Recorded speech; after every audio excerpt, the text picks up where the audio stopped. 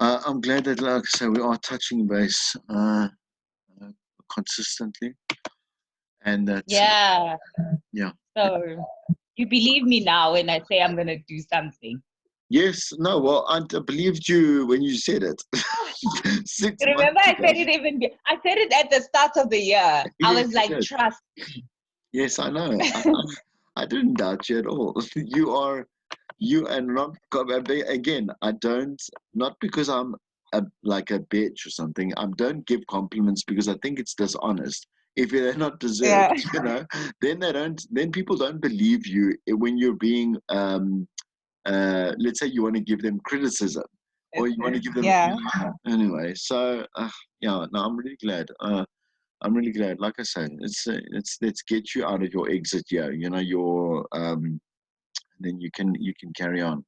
Okay, so what I've done, why I split this up is because I've so the concepts are different. So what was previously lesson 19 would change contextually in the middle of it. That's why I split this one in two. Okay. Uh, okay, so let's continue, and it's about creating the brand. Okay, continue about creating the brand. So this is just obviously the outline, which is really not that important to me because we're going to cover it anyway.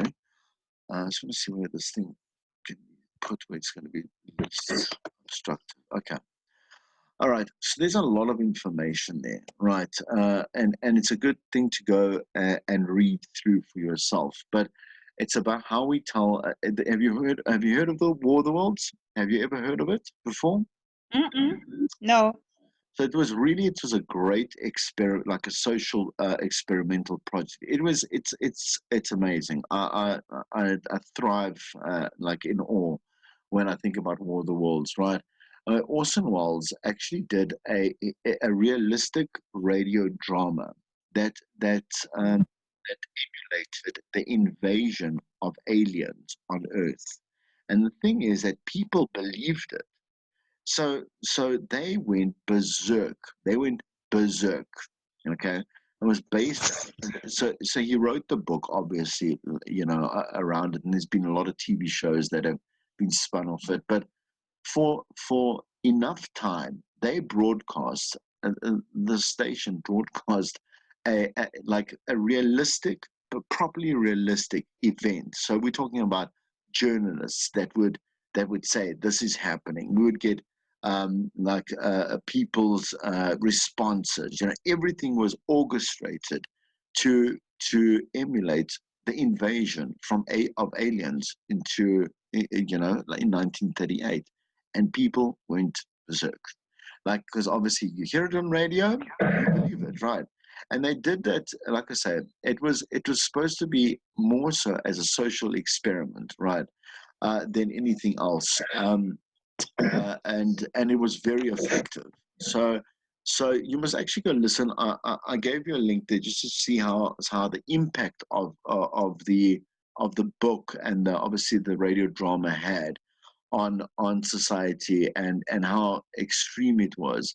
But it just tells you that if you tell a story properly, so they put a lot of work into telling the story, to make it so realistic, to make it believable. They didn't. They did a lot of research. They made sure that there wasn't.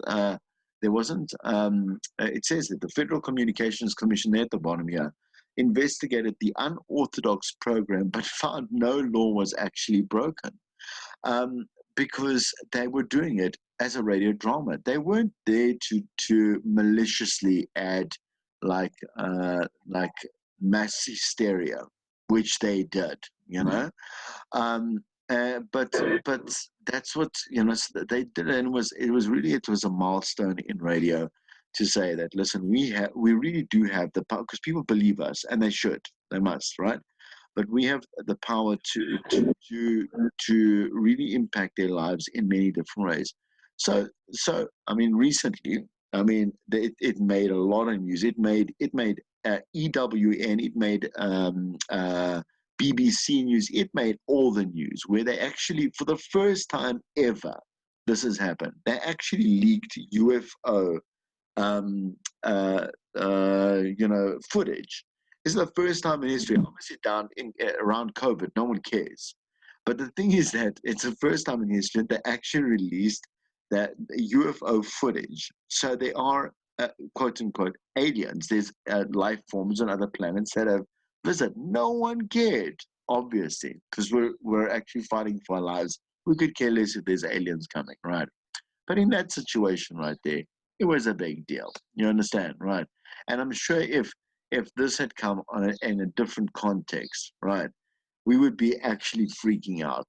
You understand what I'm saying to you? And because you watched the movie Independence Day, people are unpredictable, as you know. Yeah. So mass hysteria is something that we are. That's why I mean the conspiracy theories of governments lying to us is true, because we can't handle hysteria. We don't do well as big populations, millions of people in hysteria. So you know what? It makes sense that any government keeps stuff on need to know basis. You understand, so that we can live in justifiable peace. You understand? But anyway, my point is that the better the storyteller, the more engaging you are always. They're going to be locked into you, right? The moment you can't tell a story and that you should test with your son. You should test with your mom. You should test with your brothers. You should then test with your best friends. You should start going out, like a little bit out of your comfort circle. You should test with acquaintances, but like, you know, so I'm kind of an acquaintance to you, because I'm not in your personal life. You should test it on people like that fall into my category, in your life. Then you should test it on random people, because every listener that you get, you don't know. And you understand what I'm saying to you. You don't know from boss up. You don't even talk to them. I'm just saying to you directly. Like you don't have a conversation with them. You got to keep them entertained, and you got to get them engaged. So I always think about my mom was a great. Like my mom was a great storyteller, because one of my fondest memories, really, and it really is a fondest memory, is that and I think if I said this before, I'm gonna repeat it again because I love telling the short story. So we had a fruit and veg shop. I was obviously not at school. I mean, my mom was my life, man. Like she would look. I mean, my dad obviously went to work. She worked at the fruit shop. She can't leave me at home, so I had a little like and under the counter. That's where my bed was. She put a little pillow there, whatever. And with kids, we have to have like bedtime, man, during the day. So it was. I remember I was 4 because I couldn't have. I went to school when I was 5. She never was taught the fable. So like your Hans Christian Andersen, like your Cinderellas and stuff like that. She was taught mythology, and she would tell me like she wouldn't use a book obviously, because she would use the stories that her parents would tell her. She learned in I told you she only got standard 1 because my granddad was one of those like very sexist guys that did not believe in women getting educated. So she got up to standard 1 and she was good to go. And then but she would be so, you see, she remembered by heart. That's the thing. So she spoke from her heart and from her mind, you understand, because she owned the content. And she would paint pictures, beautiful pictures of these stories of like the Hydra and Medusa and like all these great things. And I actually get goosebumps because I can't, I will never forget it. And I believe I remember it like it was yesterday. And it would happen every day. It might be literally my favorite part of the day, amongst other things. Because before you go to school, I'm sorry, your life is like, it is amazing. You only know like your parents and your family and your little world that you live in, right? Um, Sorry, let me just quickly minimize this here. So that was really great, and I'll never forget that. Whenever I always think about telling a story, I think, geez, I must really to try to hone into what that experience was like. tell a story, and you could have a best friend or a sister could have been like that. Your grade one teacher, I remember my grade three teacher was my best storytelling like teacher out of my entire. Obviously, I like primary school that told stories, and high school it becomes academic. So you must think about them, and then you must look at what made them so different, like what, so that you can take those skills, and you can tell you can become a great storyteller at the end of the day. So it's a natural talent, yes, but you can obviously you can develop it as a skill. And some points there, you see, like I said to you, my mom was invested in the story. She was not only investing it because she was enjoying it herself, but she was also telling it to her son. Do you understand? She had an end game here. She had to tell me a good story. I'd enjoy it. I go to sleep. I'd stop bothering her, type thing. Yeah, I'm just saying, right? So she was present and she was invested, and there was definitely passion because she obviously drew that passion from where she learned those stories. You understand? She loved telling them as well. So on radio, when you do tell stories, I say, so you're talking about, like, you're going to say to me, but I'm not interested in everything I speak about. But you know what? You can be, because you're invested for your listener. And if I told you, would you like 0 people to listen to you, or would you like 1,000 people to listen to you, or 1 million, whatever? Yeah, your motivation is going to change very quickly on how invested you are in a story that they need to know. Does that make sense? Yeah. Yeah. So I mean, even if it really is so far out of your game, your ballpark, right, of what you might have considered interesting, if it's interesting to them, it'll be interesting to you. I guarantee you. Okay. So we want to make it come alive. I DJ shamed Sasha Martiningo here, because he went, like, I gave you the link. I want you to click on it, and I want you. He was one of the youngest jocks that came on commercial radio, right? And then he became so self-absorbed that eventually it led to his demise many times, not once, not twice, but thrice. It led to his demise. And I don't want to say too much about that, but because I want you to look up why. Like why, and you can just click on the picture, and that'll be of his recent, I'm saying, faux pas, of which he again, is, you don't think, you think for yourself. You don't think of what you're saying. It was, it got him kicked off once again, air. So what we don't do is inside jokes, because no one cares. I mean, no one cares about, like the joke that's so funny between 3 people, right? Like, it's very annoying. We don't do The housekeeping most annoying thing. now, but you know how it is. You know how the breakfast teams, they get so sometimes distracted that they do have segments of inside jokes, because they get distracted, because they get so into the moment. Like, let's give them the benefit of the doubt. They get too much into the moment, and then they forget how far they've gone with something that only the 3 or 4 of them are laughing at. You understand?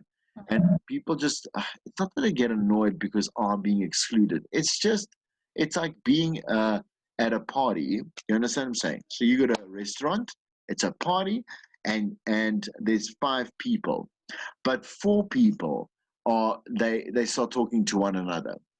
Like, you understand what I'm saying to you? Like, would you want to stay there?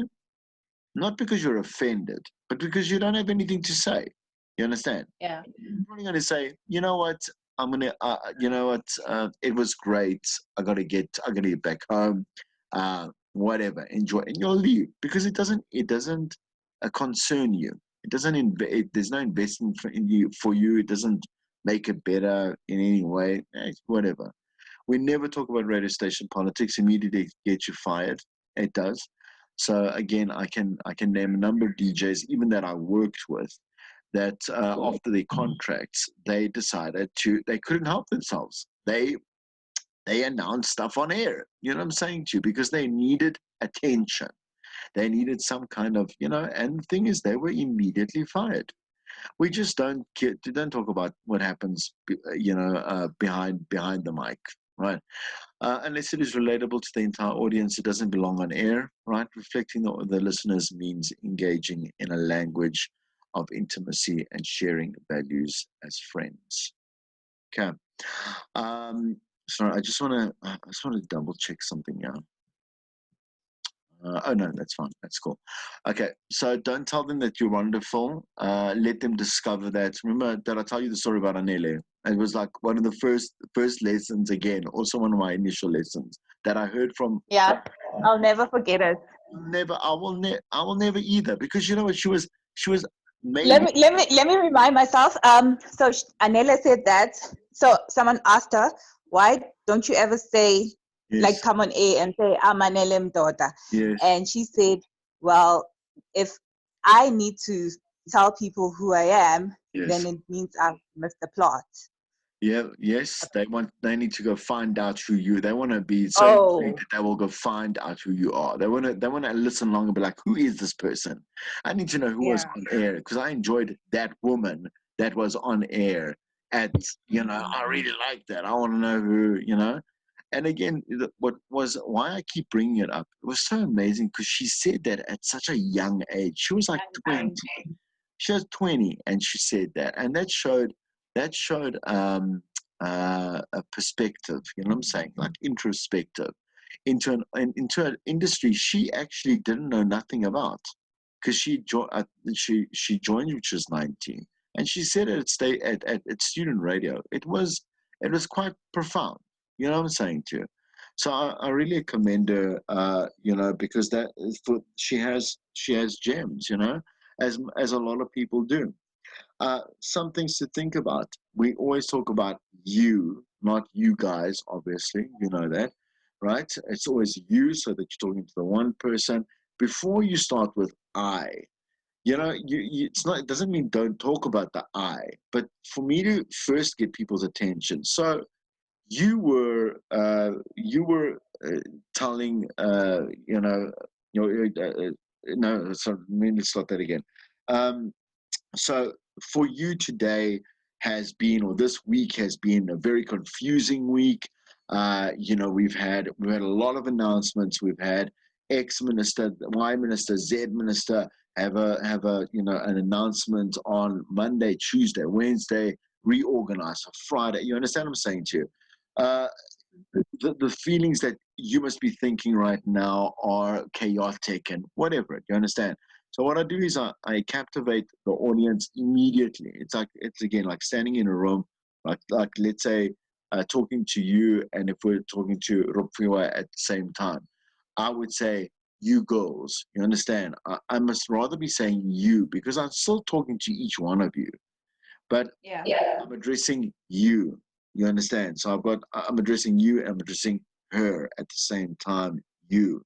So even in class, we do say that. We say you. We say, and then I point out, what do you think? Because you've been, like I say, subliminally engaged.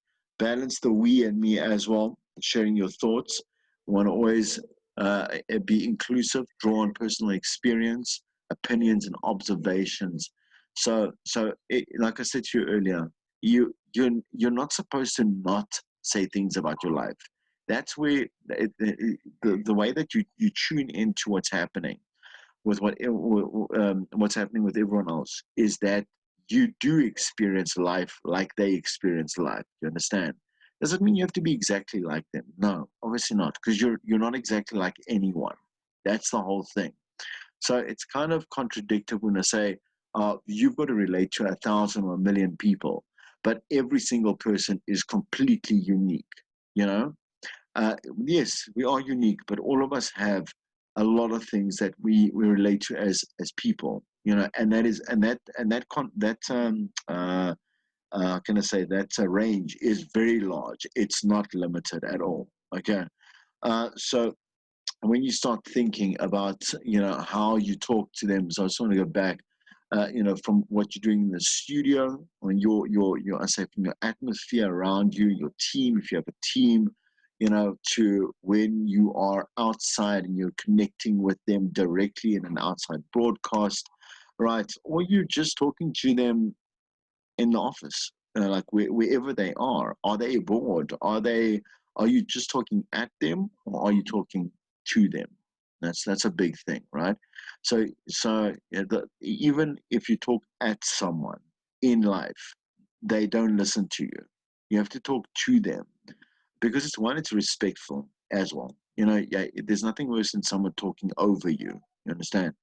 And two, it immediately requests engagement. So if I talk to you, I'm talking to you and I'm waiting for you to talk back to me. Does that make sense?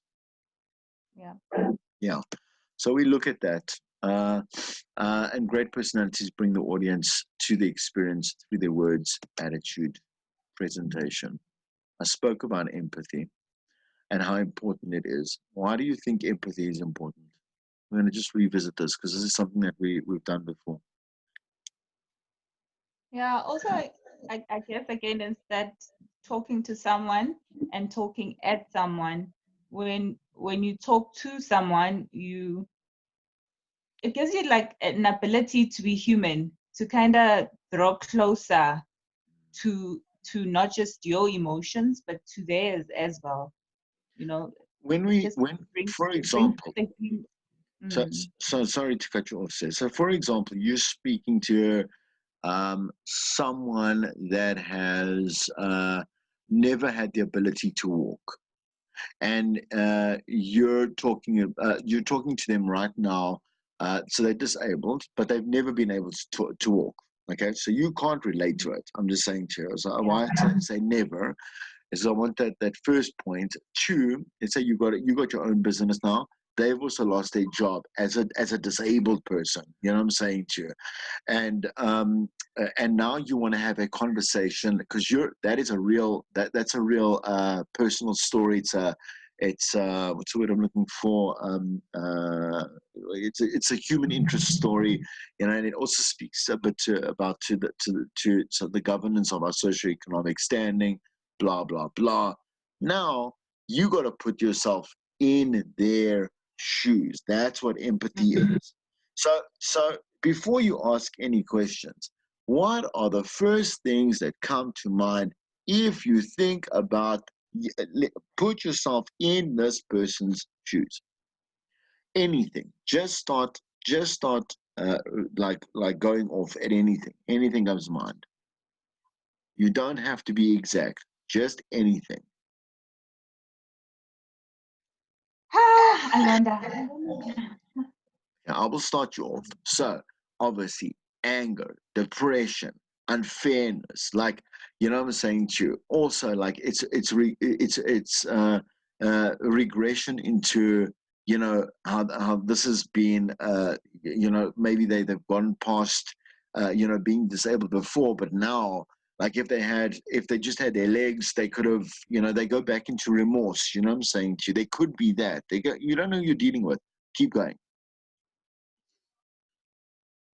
um did you say anger?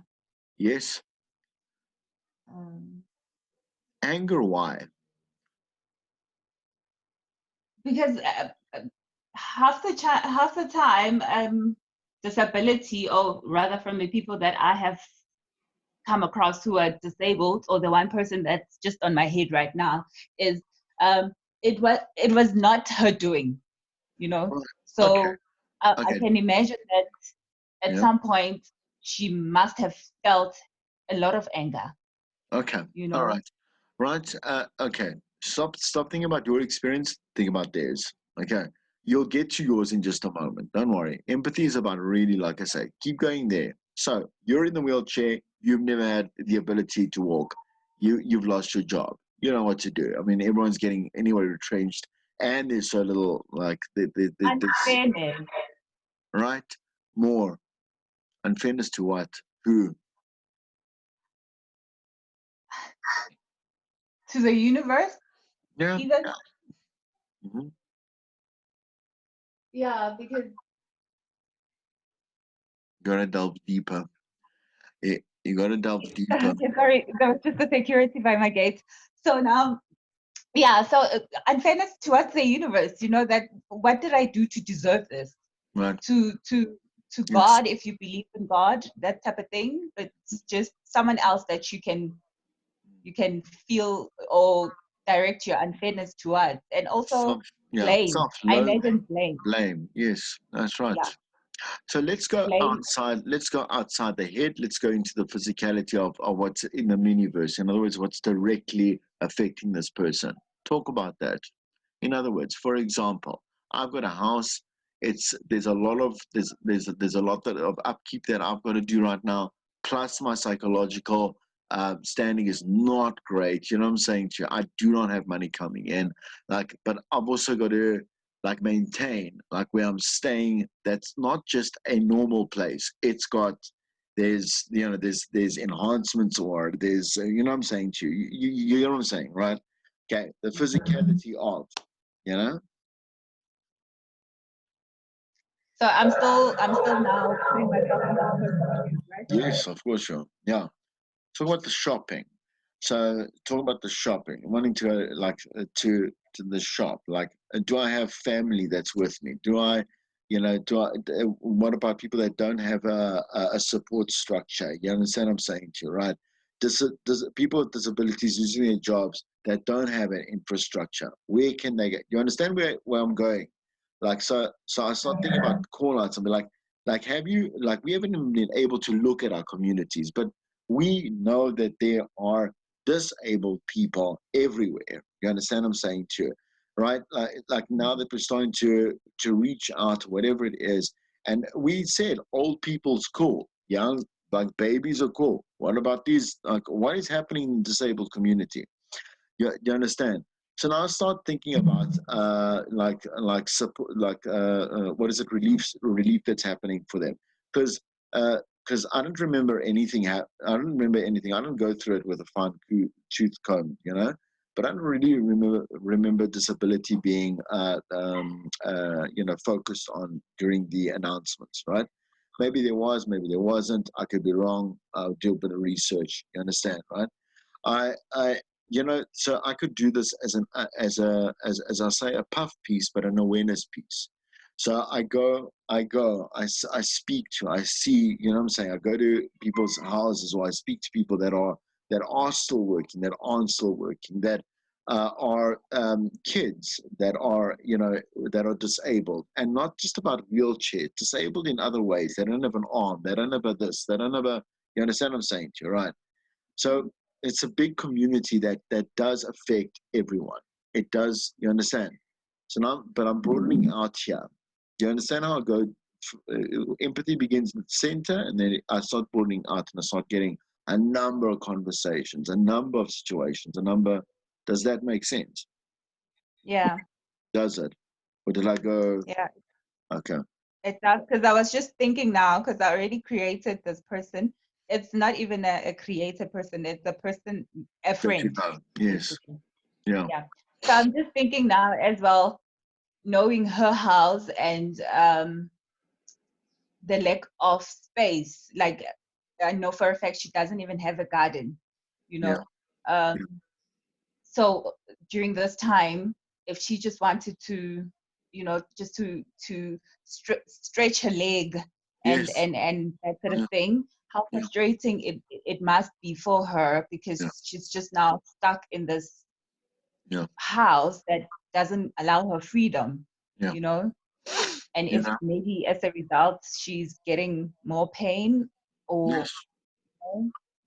and also like you were saying about shopping, Yeah. um, I've noticed that a lot of malls don't even cater No, for. they don't. That's exactly what I thought as well. What I was saying, it I haven't seen one disabled person at the shops.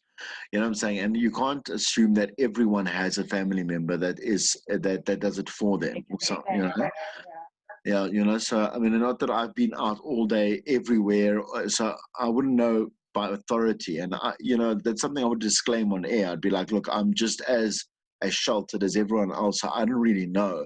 I mean, we get old people, which is good. I'm glad that, let's say, my mom and dad can go to the front of the line. You know, so that's how it should be.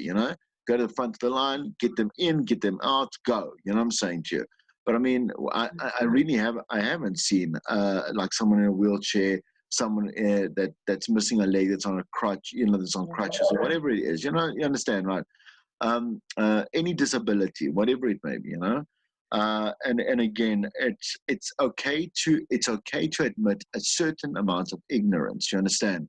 But also, I wouldn't just go on air and talk about this. I would now have to do a bit of research. Do you understand, right?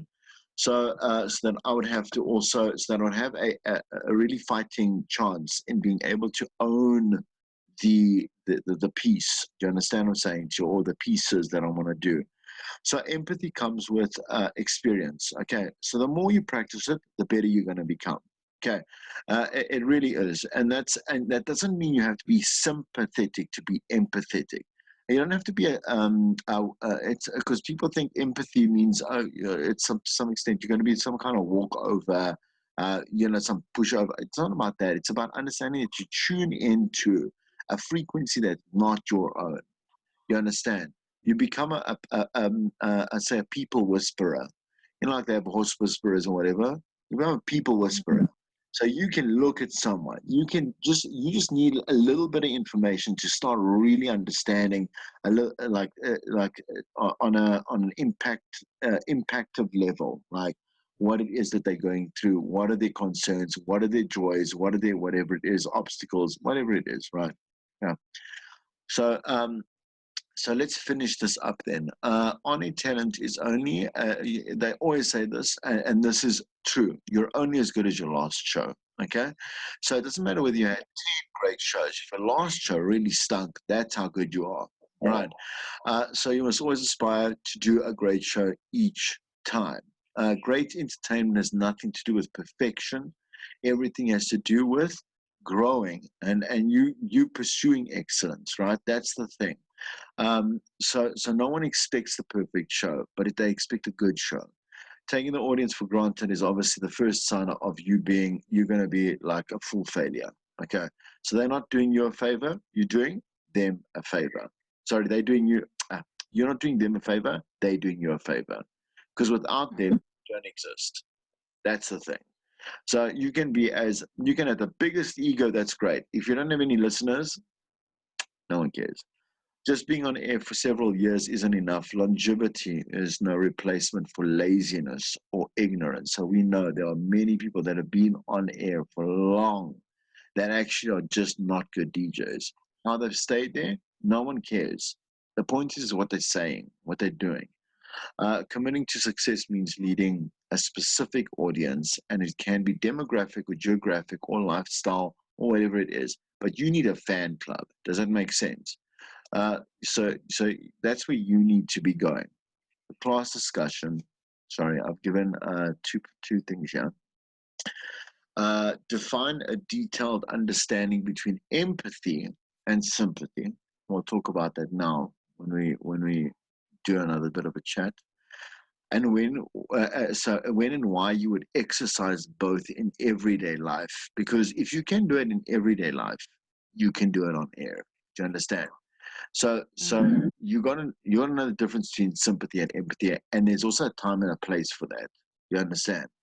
So because empathy can also be condescending, as can sympathy. If you use them in reverse, you're in trouble. Do you understand? Using examples, now contextualizing where and why you think a radio broadcaster must know the difference. Where the skill where the skill set where the skill set is applied in doing their job well, and how you suggest ways of sharpening your grasp of exercising sympathy and empathy. So in other words, I want to just know there how you think you're going to be more empathetic / sympathetic from now on. You don't have to be the most sympathetic or a professional at it tomorrow. You just got to be. You got to start doing it, and and again, the points that you think that you need to start being aware of. I always say when you're working on bettering yourself when it comes to, like I say, you as a whole. Please start with one or two objectives. Don't start with 10. So in other words, if you, because it'll take you 10 times longer to improve 10 things about you. Rather focus on one thing. Like for example, if you want to be a better listener, focus on just that. Don't be a better listener and a better cook and a better mother and a what, you know what I'm saying to you. You'll take longer and you probably won't accomplish them in efficient, I say well, actually, that's what I'm looking for, in time that actually matters. Okay, so let's start off small, and then we're going to look at this exercise, but I'm going to give you some time for that. Okay, actually, you know what, I want you to take a break, but I want you to look at both those things when I come back. So what I've done is I've asked you, okay, so Grant is a massive fan of Tracy Johnson. He's an um, a tastemaker, a radio tastemaker. He's great. I don't like the fact that we push a lot of him, but that comes from Grant. Okay, he's great. I'm saying he does say things, but there's many tastemakers in radio. Okay, I just gave you his example to go in so that you can subscribe to his blog and you can start reading about radio. Do you understand? So that this can become a bit of a habit for you. You have to, if you want to work in the industry, you don't just do the service. You've got to be a pro on the service. So when people talk about radio to you, you want to also know how to talk back about, trends, about, things, the highs, there's lows, there's things that are happening here and there. You want to be aware. Do you understand? Right. So you're going to make this second nature to you if this is the job you want to go into. Okay. So you don't have to know everything about radio. There's too much literature about any industry out there, right? You just have to be in touch. Okay. So you can start there. If you don't like his blog, there are a ton of other people. Okay. And you just have to start reading about it. Okay. Go to this community, subscribe to them, keep reading about media in all aspects, radio, print, digital, whatever it is, sales. Just read about, like, even if you started this community, I'm happy. Subscribe there, create a profile on there, do something, right? Because the information you get on an academic level is supposed to get you a degree or a diploma. That's what it's supposed to do. I'm not supposed to give you information that's supposed to lead you relevantly for the rest of your career. That doesn't make any sense. You understand? Because what happens today and what happens next year today are two different things, right? So you need to be able to talk about what's happening today. Okay, makes sense. Okay, so that's preparing for lesson B. That's fine, but I want you to work on this. How much time do you need? What time are we finishing? I want to do. I look. I personally just want to. I want to kind of keep like I say, on track with what's happening online, which means that I would like to do the exercises for this, and I'd like to stop there. You understand? Because 19A is only coming out this week, and then we can do 19B, and we can do 20 and 21. You understand what I'm saying to you, right? So as they release it, and I think that the only reason why only 19A so far has gone out is because this week is formative week. That's genuinely why I think it's, yeah. So I want you to do this, and then I want us to do this. In fact, I want you to do it at the same time, then, so you can actually have a proper break to do it. So lesson 19A, I've sent quiz 19A, I've sent to you with a blog, the latest blog from Tracy Johnson, right? Okay, because obviously I wanted to lead you in this direction. So take some time to read it, and then this is what you have to be honest with yourself all the time. Write a list of the professional industry terms, terminology, context, concepts, whatever it is in the article that you have no idea what he's talking about. You understand? Okay. Down. Yeah. Then write ones that you do know. You're like, okay, I knew what he's talking about there, knew what he's talking about there. Then write down a reflection of your own insight into radio as a platform. There's my spelling, medium or service, right? Okay, right? And industry. Your long term career aim is to be at the front line of change, growth, and innovation. So see the reflection as construction thoughts, constructive actually thoughts around observation. I just want to know what you're thinking for yourself. Don't be the person who thinks they just want to be on air. Please. Your